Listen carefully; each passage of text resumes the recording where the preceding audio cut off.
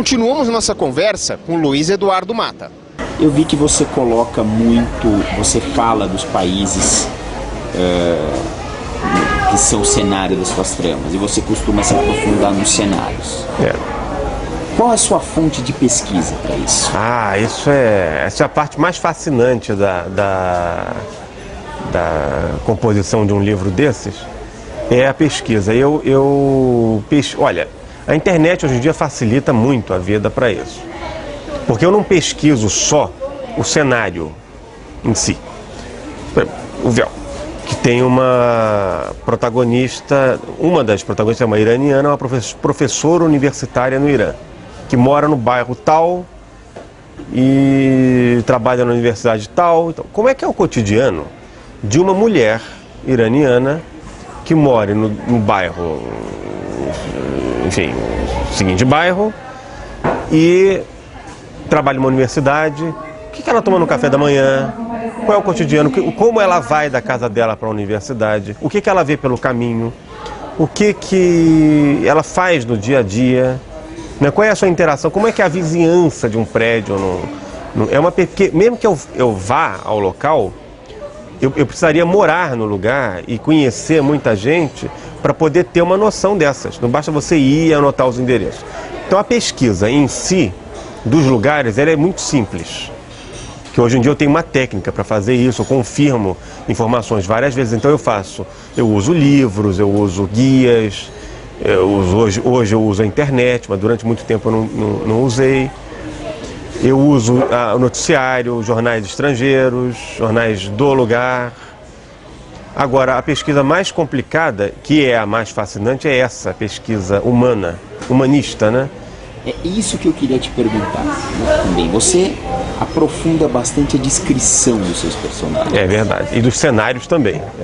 Esses personagens, eles são baseados em pessoas reais que você conheceu? Alguns são, mas não totalmente. Não precisa citar nomes para não se complicar.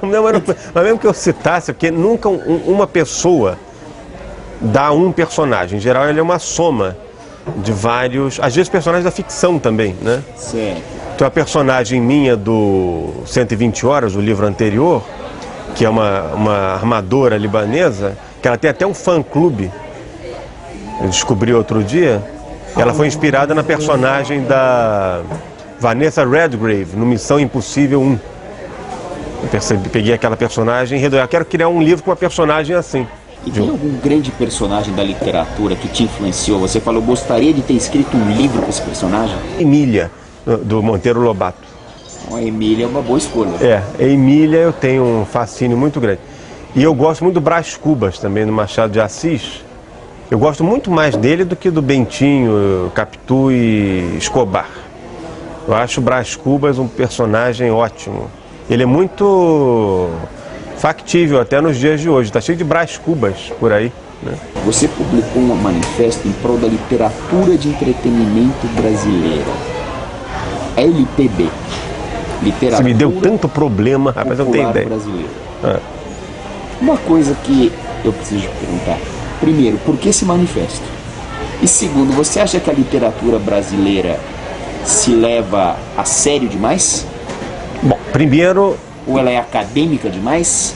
Primeiro não foi bem um manifesto que eu escrevi. Eu escrevi um artigo. Como é que eu posso explicar isso? Bom, é o seguinte, desde que eu era adolescente, eu tinha eu estranhava um pouco os autores de gênero nas livrarias. Eu leio desde 10 anos de idade. Leio livros, né? E eu percebia que os livros, quando eu queria ler um livro policial, ou um livro de suspense não policial, ou um livro de terror, enfim, essa literatura de gênero, ou mesmo um livro de amor, assim, mais açucarado, eu tinha que recorrer sempre a autores estrangeiros, porque os escritores brasileiros não faziam isso, ou faziam muito pouco. E eu perguntava, por que um brasileiro não pode escrever um livro policial, ou um livro de suspense, ou um livro açucarado? Por que a literatura... Porque a literatura brasileira não é que ela se leve a sério, mas alguns autores se levam muito a sério, né? Pode-se dizer que ela é, de certa maneira, elitista? Não, ela é uma literatura muito sofisticada na sua... concepção, digamos, a ideia da literatura brasileira é de uma literatura com preciosismo estilístico, ou uma literatura que busque experimentar novas linguagens, que é uma coisa importantíssima. Se a gente não experimentasse novas linguagens, a gente estaria escrevendo até hoje na pedra, né? Pinturas rupestres, né? Todo o avanço da língua se deu pela experimentação. Mas é uma literatura muito voltada, talvez, por uma busca da grande obra. Eu escrevi esse artigo mais até para os escritores, para que eles percebessem isso que eu já tinha percebido. E esse artigo ele só não foi mais bombardeado do que foi, porque eu me baseei num ensaio escrito por um dos grandes críticos literários brasileiros, chamado José Paulo Paes. José Paulo Paes, durante os anos 90, durante os anos 80, 70, ele era o crítico literário. Era um homem de uma cultura fantástica e um grande conhecedor da literatura. Quem ousaria discordar de José Paulo Paes? Ninguém. E quem me inspirou o que me inspirou a escrever esse artigo foi esse ensaio dele, que é justamente defendendo uma literatura brasileira de entretenimento. O nome do ensaio é Por uma Literatura Brasileira de Entretenimento, aí tem um subtítulo que eu acho ótimo, né? Ou O Mordomo Não é o Único Culpado, né?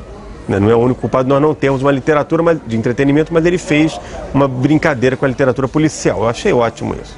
Luiz Eduardo Mata, eu queria agradecer pela entrevista, agradecer a Saraiva, que nos cedeu aqui a Mega História. Inclusive um cenário o melhor possível, né? Livros. E agradecer ao nosso telespectador. Muito obrigado. Eu também agradeço muito obrigado. Foi ótimo dar essa entrevista, uma honra e uma grande alegria. Obrigado. Toda nossa.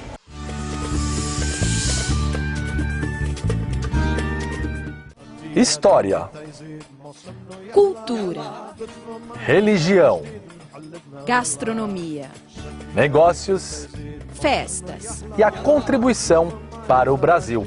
Saiba tudo o que acontece na comunidade árabe brasileira. Na revista Shams.